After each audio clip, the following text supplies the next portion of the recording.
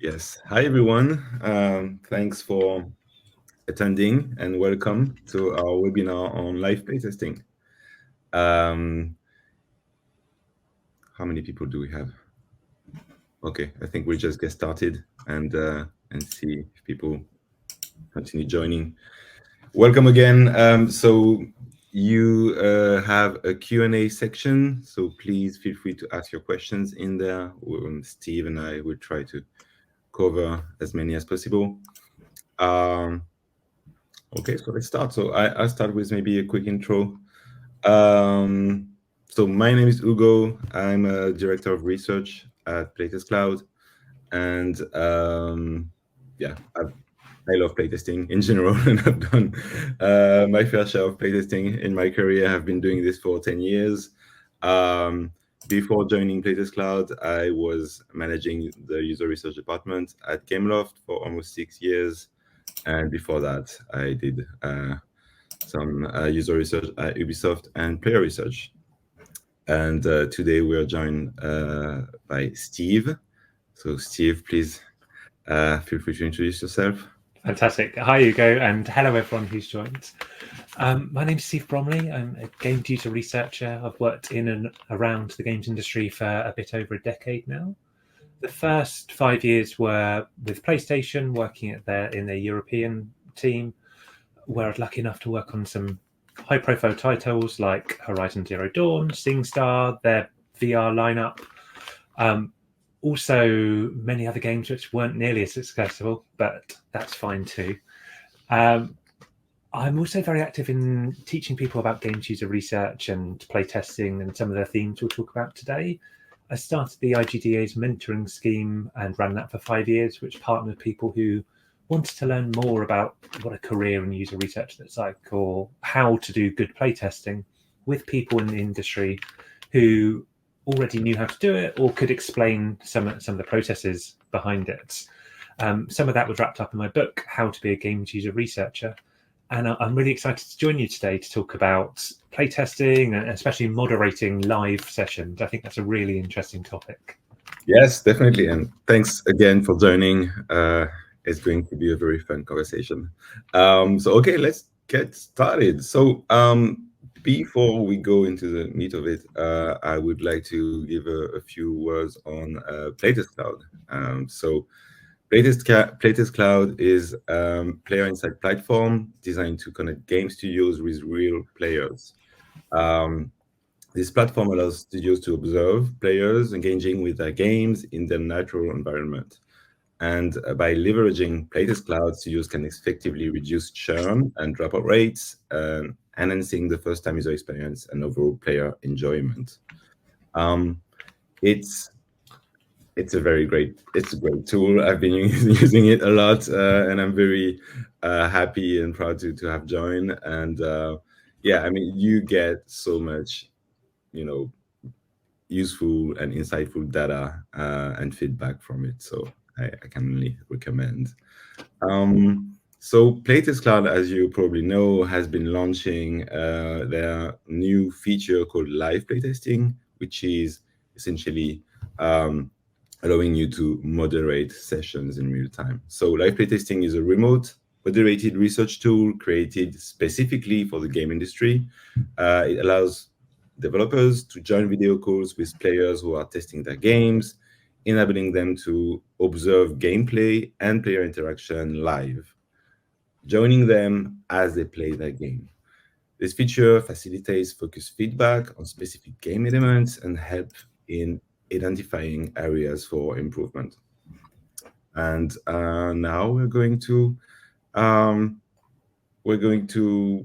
start discussing, I guess. Amazing. So Steve, can you tell me about the key benefits of connected live playtesting in the game as compared to maybe unmoderated testing? Well, as you know, as an experienced researcher, the methods that we pick are often very defined based on, hey, what do we need to know or what do our teams need to know? And then some real strengths about live playtesting, which makes it one of my favorite methods. And that is true. It's one of my favorite methods. But also, one of the methods that I think when people who haven't done a whole bunch of user research before, or it's early in their journey, one of the methods that I think I would recommend, hey, this is where you're going to get most value from your time, and it's seriously worth investing your energy in. Some of the reasons why, and I'd love to hear your thoughts as well in a second about it. I guess one of the reasons I quite like live playtesting is because you're there in the room with, well, not in the room, obviously, virtually in the room, you're live with the player. You can react to what happens. They're going to do something weird or something that you didn't expect. And with traditional unmoderated testing, you're often left guessing, why did they do that? What led them to do that odd behavior, or what led them to miss the objective?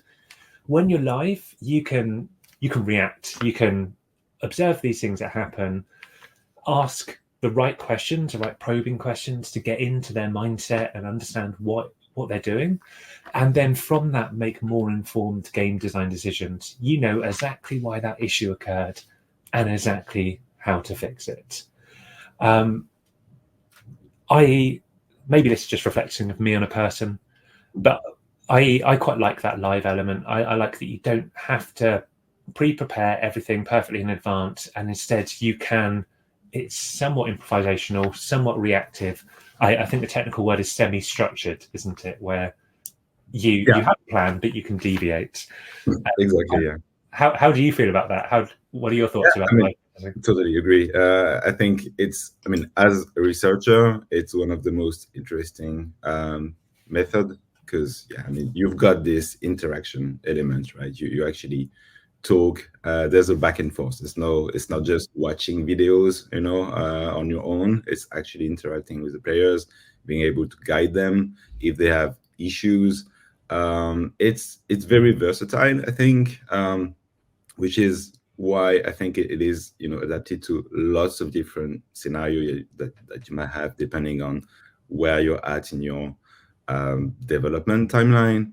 But if you have a very buggy build, or that there's a blocking point specifically at the end of level 3, and you need to move players like manually and ask them to use a debug, or you need them to specifically not go into that room that will crash the game or whatever. You have so much more control. So on this, very practical aspect, I think is very useful. But like you said, just being able to talk to the players, to react to what they're doing, to sometimes kind of improvise. You said semi-structured, so you have this structure in mind. You've prepared your questions. But sometimes stuff happens that are unplanned, and it's actually great because it allows you to jump on the opportunity to dig deeper on something, which is great. I also think for some type of testing, especially testing with kids, it is much easier to actually be there with them, making them more comfortable, but also adapting to, each kid is very different, and so adapting to the type of kids that you're testing with, and guiding them through the hard spots, etc., can be really, really useful. I love your point about the build in particular, and overcoming buggy builds, because when I talk to teams about, well, in my opinion, teams don't do enough playtesting. They often leave it too late, leave it to big milestones, and then they've got giant unwieldy tests that learn a whole bunch, but they haven't left themselves any time to react to it. And when I ask teams, hey, why are you doing that? Why are you not playtesting in small, frequent iteration cycles like we would like? Often it's the build quality is the issue. I understand that teams have challenges getting a build together of a stable state, ready for playtests or outside of those big milestones. And tools like live playtesting, where the build doesn't need to be perfect, we can step in and we can give a little bit of instructions or jump them past that section, I think is hugely valuable, because it unlocks smaller, more iterative playtesting, which is the spirit of what we're trying to do. Yeah, totally. Like, I mean, you know this. We spend so much of our time repeating that you should test often and early. And you're right. Like, I think game developers tend to kind of try to wait until the last moment, and being able to have this again, adaptability, and being able to test something that is not perfect but still in testable state is really good. And I mean, the one of the reason why I'm so excited about live playtesting is that I've done lots of moderated testing in my career, but I mean, until now, most of it was in lab. So physically in the lab, inviting players to come and test games. And this is great for all the reasons that we mentioned, but also it actually shows some limitation because I'm based in Paris. Most of, I mean, I've done it in other countries as well, but usually you recruit players to come to your lab in, kind of a limited area around your lab, right? So you might not have access to all the profile that you're targeting, um, and you might not have the flexibility because of time or session length or stuff like that. And the players might also not feel super comfortable to come to an office to test a game, or they might get biased because they see the developer name everywhere on the on the front door and the office.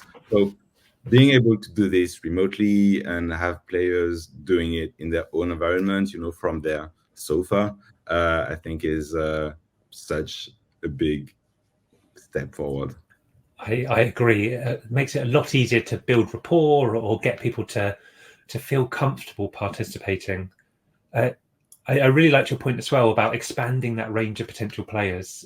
As someone based in London or near London, you become very aware that there's socioeconomic bias based on who can come to your sessions, who can come to your sessions at certain times of day, and anything we can do to get hold of a wider range of players is very valuable. I think another benefit of that is also looking for players with access needs. Now, that, again, if you're recruiting inside a very limited area, that can be very challenging to find enough people with the right kind of access needs, with mobility or visual issues, or who are hard of hearing, to take part in studies. And being able to run that remotely just opens up that base of potential users much further beyond your immediate area, so that you can do more niche recruits, but also some of these are very important recruits that we should be doing. Yeah, definitely. And so maybe let's move forward a bit on, because like we've talked about why live playtesting is so great, and I think everyone understands we're quite excited about it. So okay, let's say I'm a developer very interested in this feature and I want to test my game live. I want to be able to moderate a session and talk to the players directly. That's great, but how do I get started? Maybe I'm a bit nervous because I'm not a trained researcher, I'm just a developer, and I'm nervous to test my game for the first time. So what should I be looking at and how can I prepare for that? I definitely recognize that fear you described about nervousness. Of it's not really that different to planning an unmoderated study, but because you will be live with a player, you'll be talking to another person, it just feels so much more real and potentially scary than an unmoderated playtest. I think the secret comes down to planning. As always, when you're deciding to run any sort of playtest, you want to start with, what do we want to learn from the study, and from that, what gameplay do we need to expose players to, and what questions should we be asking, and what should we look out for as they play. And I've already used the word semi-structured, but I think that creating some sort of semi-structured guide where the first task, what am I going to ask the players to do? What are some of the questions I might ask them? What are some of the things I'm going to look out for? Will help build your own confidence that that the study will go well, and you've got something to refer to if it starts to go a little bit off the rails, which again is okay. You've already said, hey, one of the benefits of this is it's okay if it goes off the rails. Actually, there's some really useful and fruitful data there. And so I think that planning helps teams a lot. I've got a second part of the planning, and then I'm interested in hearing your thoughts. The second thing that I think is very valuable is running a pilot test. And again, you're very familiar with this, but for anyone who hasn't run these type of studies before, a pilot test is before you run the study for real, just getting a friend or a colleague and pretending they are the participant and running through it virtually with them so that you can see how the session goes, where the problems in the build are, where your questions might not land, or you might want to rephrase them. But again, that can build up a huge amount of confidence that by doing that in a safe practice environment beforehand, when you take it into a study for real, you know that your study design has been validated and that you're going to get something from this. What are your thoughts about preparing? I mean, this point about pilot test is really a good one. I cannot recommend enough to do this. It's so useful and so valuable. So yeah, that's a very good one. I think I mean, you covered it. Like, you cannot be too prepared. So being prepared, working on your interview guide, knowing the build. Obviously, I mean, I'm sure you know the build already, but kind of anticipate all the things that can go wrong, I think helps. But also coming to terms with the fact that some stuff will go wrong, because it's fine, that's the beauty of it in a way. Again, you cannot plan for everything, and yeah, you should be able to, adapt. But it's better to, I mean, you're more ready to adapt when you're prepared. So writing down your questions and testing them with a friend or colleague. Try to plan for a structure as well. Let's say you have a test session that lasts for an hour. You should roughly know the structure of it. So usually, the basic structure is people join the test and you won't start right away, right? I mean, you still meet and greet, say hi, give your name, and try to start building a rapport with the players so they kind of feel comfortable, so it can be a few icebreakers, telling them about your day and stuff like that, asking them questions. And this part shouldn't be too long. I think 5 minutes is good enough, but introducing like basically what they're going to do so they don't walk into the unknown, so they kind of know, okay, you're going to test a game that's still in development, it's not finished, that's why we need your feedback. Your honest opinions are really important, so don't pull punches, just go for it. Feel free to tell us anything you feel. We are not testing you. There's no bad or right answer, wrong or right answers. It's just like your opinion. So again, be super honest. That kind of stuff that kind of get them comfortable. And then what I like to do is, even though you already have their profile, because you ask PlaytestCloud to recruit a very specific profile, it's still good to ask a few questions about themselves. This way you can double check, and also it helps get the conversation going. So how old are you? What games do you play? What is your typical routine in that game that you play every day? This kind of stuff.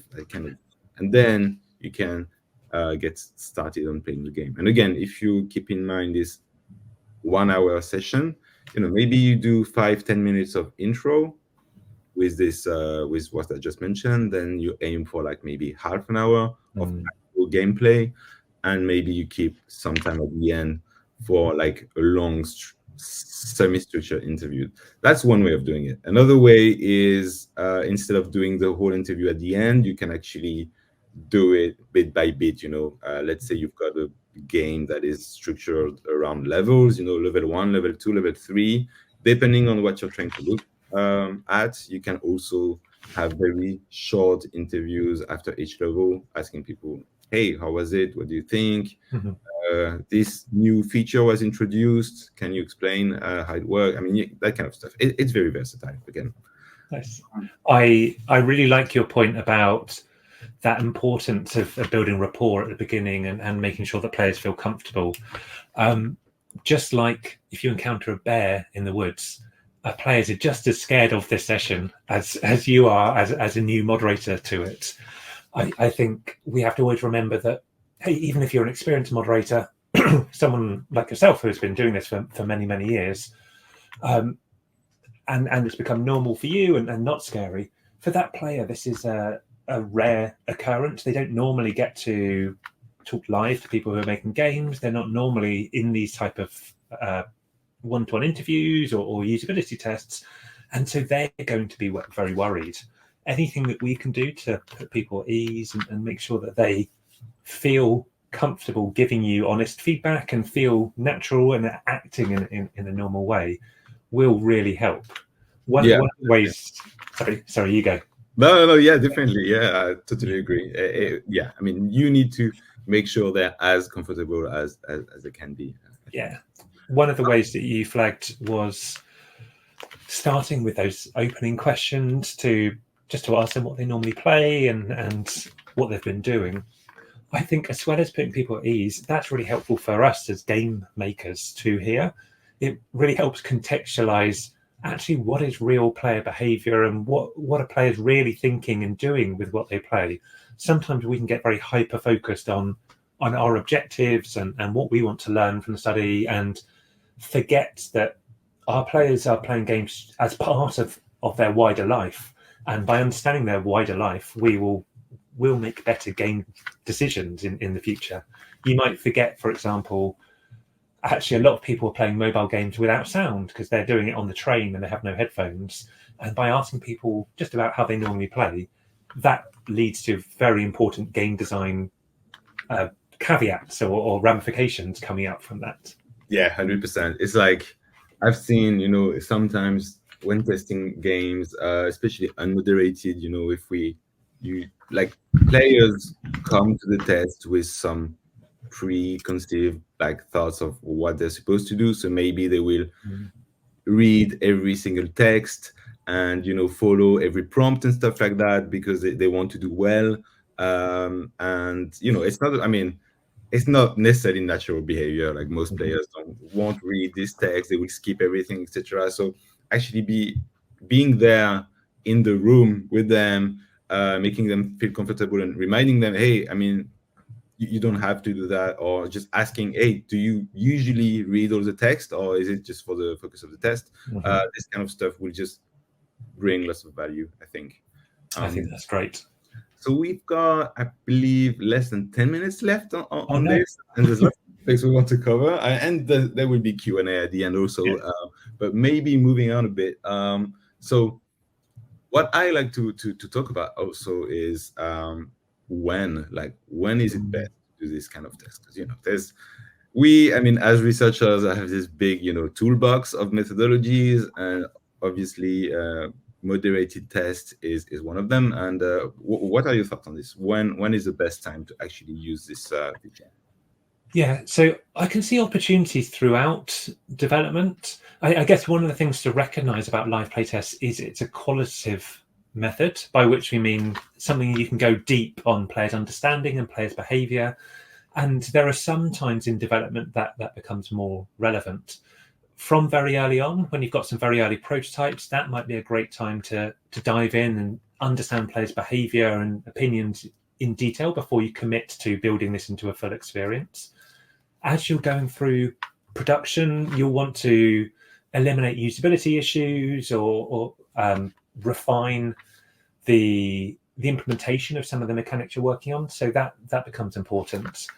I guess essentially anything where it's not a measuring question such as a big A/B test about is this version better than this version, or how do we optimize balance the difficulty across these number of encounters, will probably lean into something like a survey. But other than that, there's a whole bunch of decisions that game makers have to make throughout development where I think a live playtest is hugely important. What are your thoughts? Yeah, same. I think throughout the development, there's many opportunities to do live testing, and I think there's many opportunities where, I mean, the many points in the live developments where it's actually much more useful to actually being able to be there and control what's happening a bit. You could do it super early, even before having any game at all. Maybe you want to test the competition and talk to the players. So the way I see it, if you're testing your competition and the game is already live, you might think, oh, I don't need to moderate this because the game is live, it's done already. So they will go through the FTUE for an hour. That's fine. Yes, you'd be right, but I think being there with the players again allows you to just ask questions as they go. Why did you do that? What do you think of this? And also ask broader questions to actually understand your target a bit better. So it's more like player interviews, I guess, but it's two birds, one stone. So you can ask players, why do they play this type of games? What kind of motivates them to play these games? And what kind of usage do they have? What is their routine? Do they play one long single session every day, or lots of 5-minute session here and there? You can ask, like, the sky is the limit on this. That's very early testing, obviously. Then you can a bit later on, when you have concept ideas but you're not too sure about some key features, you can actually hop on a player interview or live test to actually show them your ideas and get feedback.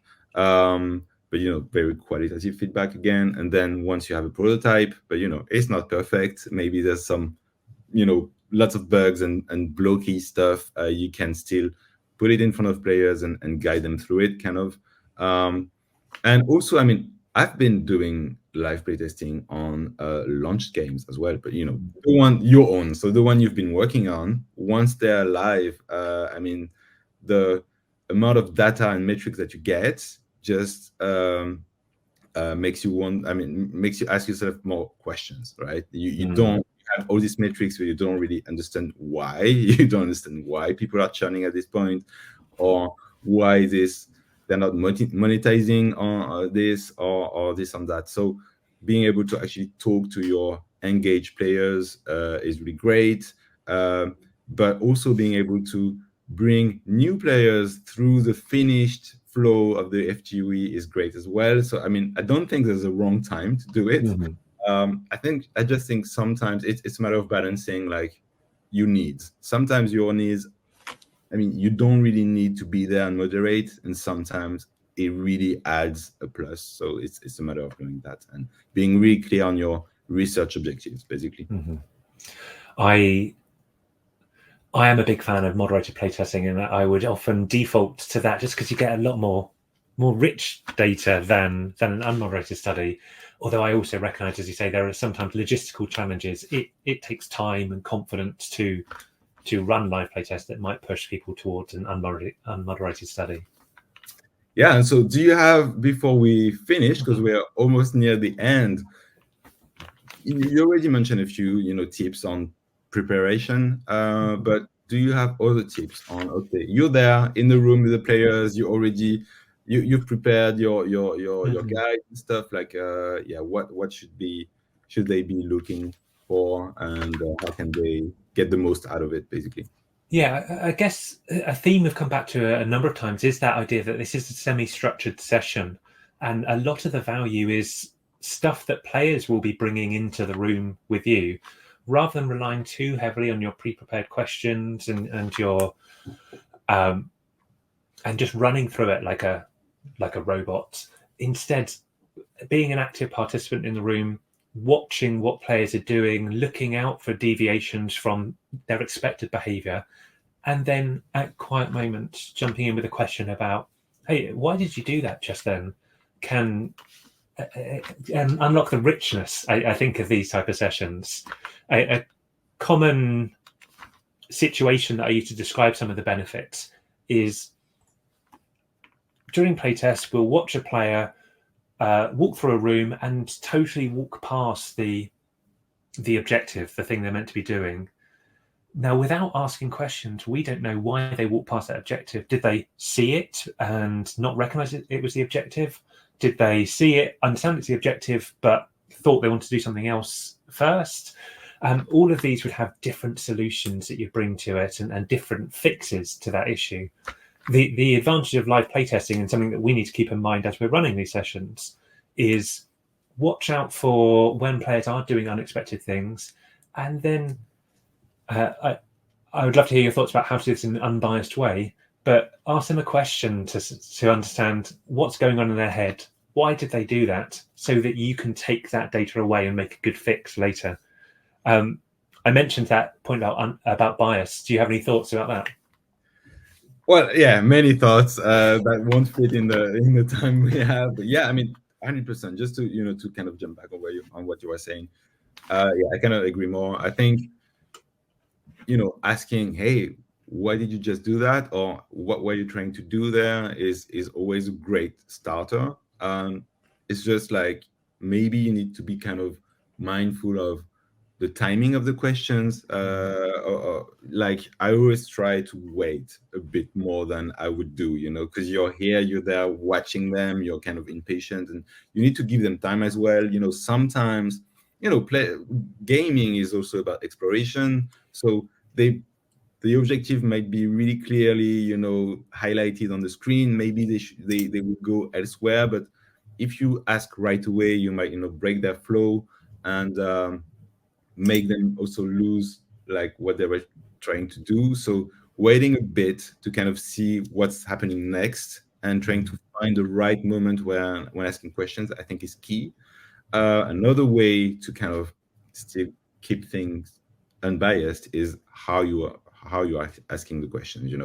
I mean, it's there's a big difference between asking very broad open questions like, what were you trying to do here, or what's happening now, can you tell me more about this, rather than, hey, did you see that objective over there, or why are you going there, because there's nothing there. I mean, this, I think, comes naturally to us, but sometimes if you're not trained, or if you don't really think this way, it's easy to bias your question, and also to kind of communicate some kind of frustration. So I think if you're a game dev observing and moderating the session, you should always try to keep your cool, try to keep this distance, being very broad with your questions, and then go into specifics to give room for the players to answer with their I mean, mostly unbiased thoughts.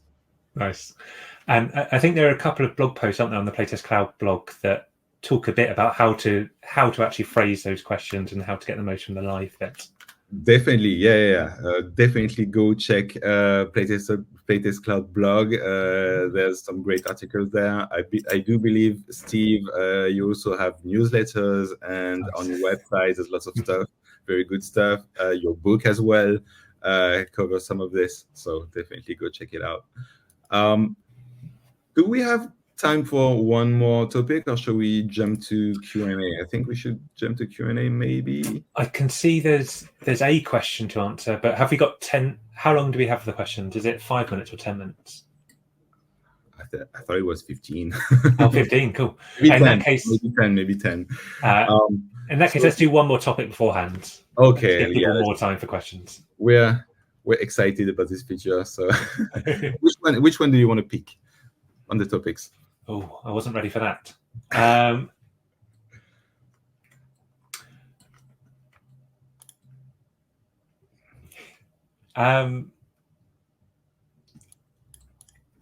Okay. What we could talk about is,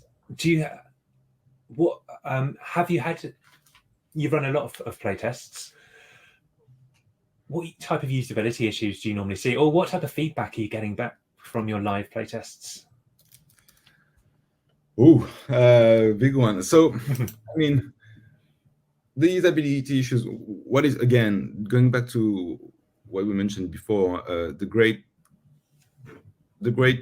aspect of live testing is that, especially in early builds, it's very easy for players to get lost or blocked for some reason, or just confused, or completely miss out on a tutorial that will teach them how to jump or something like that. And so first, you observe the issue, like you see something wrong is happening because I'm not playing as intended, like you said, and then I mean either it's super obvious because maybe they skipped a tutorial teaching them how to jump, so this is kind of obvious, or maybe they actually saw it and didn't understand, and you're confused around what's happening. So it's a good opportunity to actually jump in and ask, okay, what's happening here? And they might say, well, I'm blocked, I don't know where to go. And you can, from there, it's a starting point where you can say, okay, so can you explain me what you saw in the, past minutes, and what are you trying to achieve? Why is it not working? That kind of stuff.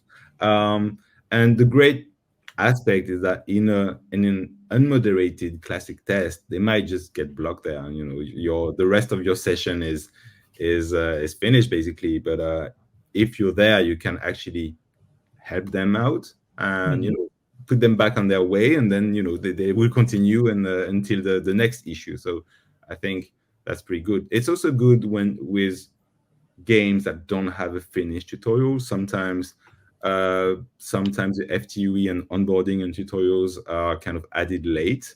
So when you don't have that, you as the moderator can actually act as the tutorial. Let's say you can read the text out loud if it's not implemented in the build yet, or you can try to explain stuff, or you can say nothing, see what happens. See, it's actually super useful to explain nothing and see how players actually go about the thing and how they explore, because sometimes you actually spot some stuff that you wanted to teach and that maybe is actually intuitive and you don't have to. So yeah, the sky is the limit on this. I really like your point about helping with blockers, especially.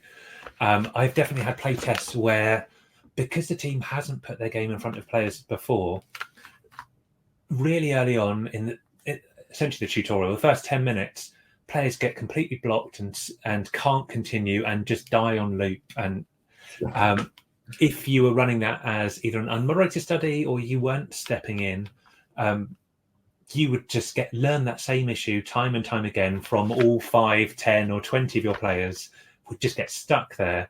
And that's not great value for the effort that you're putting into running the study and investing into this.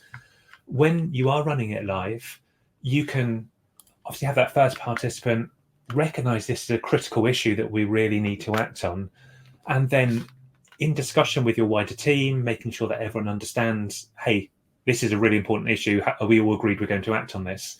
Then for subsequent sessions, you can overcome that critical usability issue, just to reveal all those other issues that would be hidden by that one big blocker. I've definitely had that happen, and I think it does unlock a lot more value from your playtesting with this. Yeah, definitely, 100%. I could not agree more on this. How are we doing on time? I think we should, I mean, even if we're excited, we should, maybe it's a good point to stop there and go look at questions. So no, we won't be doing a demo today, but there are we can do private demos. Just contact us, contact PlaytestCloud, and someone from the team will be more than happy to do a demo. Will it be a video out of this interview? Probably. Yes. Jake responded this. So guys, feel free to ask questions. There are some other questions. Oh, do you see? Okay. I'll fire them at you. I'd love to hear your thoughts. I'm on the answers one. Sorry. Nice. Yeah, go for them. I don't see them, so go for them. Super. So I've had a question about, during live playtesting, would you recommend getting the wider team involved, getting the developers involved and the designer involved, in addition to the person actually running the session? Is that valuable, having them watch and take part? What are your thoughts about that? So definitely. So we have this cool feature where only the moderator is visible to the player, but actually you can have the whole team joining and they're invisible. They're kind of hidden as just simple observers. They won't be able to talk directly to the player, which is fine because there's already a moderator. But yeah, so I mean, having anyone from the team, from the game designers to the producers to any stakeholder is really great. You can all sit in a physical room if you're at the office, or you can do it from your home. But watching together, I think, helps a lot. Aligning on the vision, because everyone is watching and commenting live, and you can see what's not going as expected. It can be the start of new ideas. You can brainstorm right away.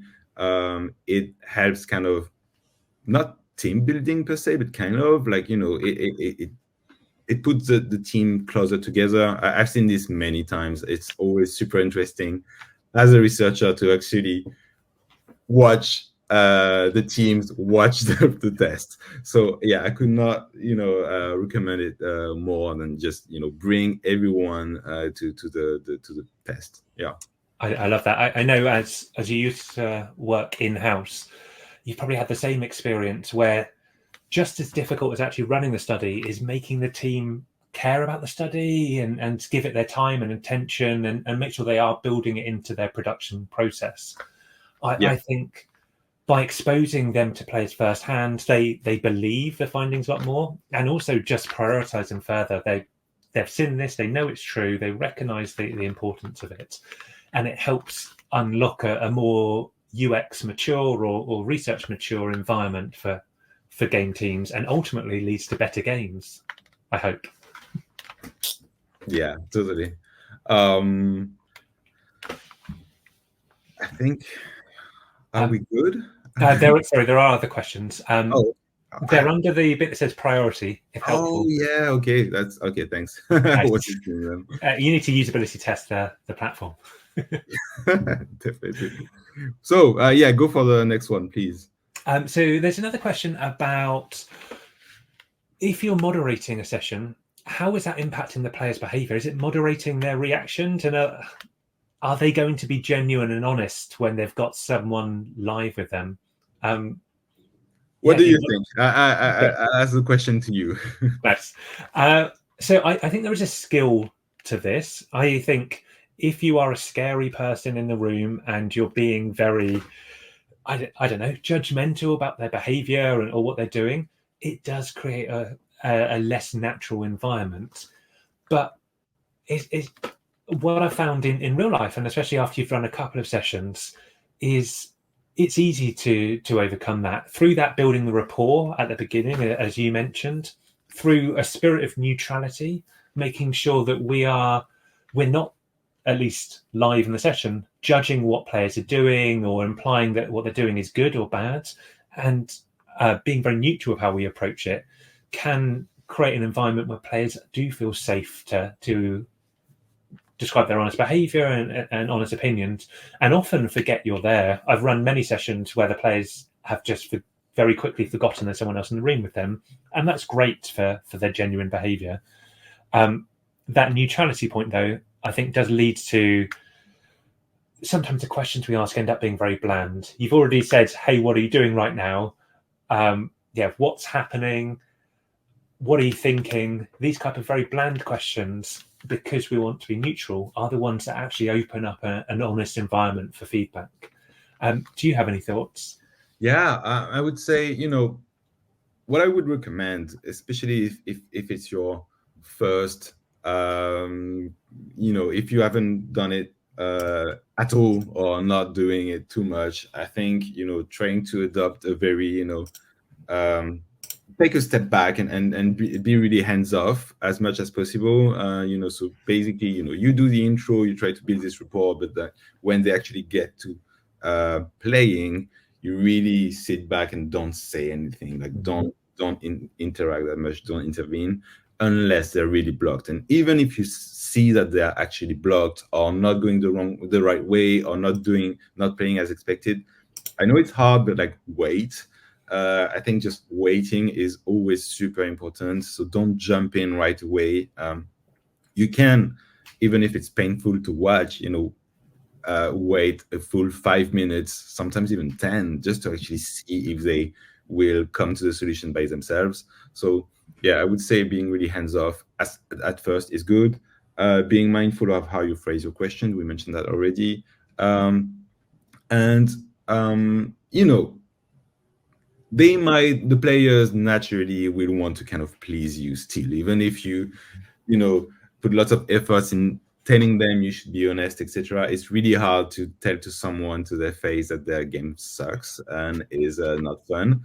But some stuff they cannot lie about. So if they don't get something, if they don't understand how something works, or if the difficulty is too hard or stuff like that, I mean, you will be able to observe, and being there in the room with them and being able to ask questions is an opportunity to actually understand better what's happening or to double check stuff. So if you're seeing them not using a feature at all or properly, you can actually ask them, can you explain how this works?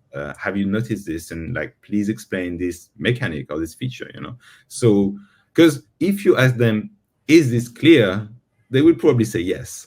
If you ask them, can you explain how it works? It's a different way. So there's lots of little tricks like that allow you to get the most out of your sessions. I love that. That's a really good approach.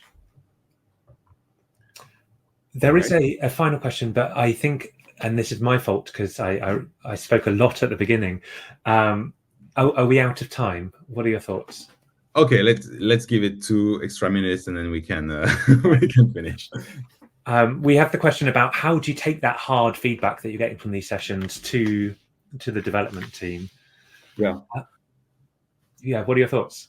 I mean, very quickly, I would say, the feedback, I mean, even if it's hard and hurtful sometimes because, oh man, this is so wrong, nothing is working, it should be seen as an opportunity to improve. It should be seen as, a chance, because it's actually better to know that something is not working and, just ignore it and put your hand in the sand and discover that so many things are going wrong when you're launched live. So for me, there's no such thing. I mean, the feedback can be hard and the data can be roaring, but the game teams are creative. They always have ways and solutions to fix stuff. And I never really saw it as something too roaring or negative. What do you think? I agree with you that there's all sorts of production and business benefits to learning these things early, and we can frame it around that. I also like the framing of no team wants to make a confusing game or a bad game. And so we have to recognize that their vision, the thing they think they're making and want to make, isn't necessarily the same as the implementation, the thing that is actually on code and in the world. And by helping teams recognize we're critiquing the implementation, not the vision, that can help protect the egos and also just bring teams on board. They want their vision to be put out into the world. And so we're just helping reduce that gap between what they think they're making and what they're actually making. Totally. And I mean, definitely trying to separate, the vision and the implementation, I think is a very good tip. Well, I think we're reaching the end now because I know we're chatty, but I don't want to go overboard too much. One maybe final words. Well, first of all, thanks everyone for joining. I hope this was interesting to you guys. I definitely had fun chatting with you, Steve. So thanks to you as well for coming and having this chat. So yeah, we're really happy with this feature. We're really excited for all our current clients and future clients to actually try it out. You know where to join us. Steve has his website. Do you want to remind us the website? Yeah, if people are interested in learning how to run user research studies, I write a lot of stuff at gamesuserresearch.com. Do sign up and take a look. Yes, definitely. Go check it out because it's really good. And yeah, if you have a bit of time left, you can go to the PlaytestCloud blog and you can also contact us for any of your playtesting needs. Thanks again, everyone, for joining. And yeah, see you soon, hopefully.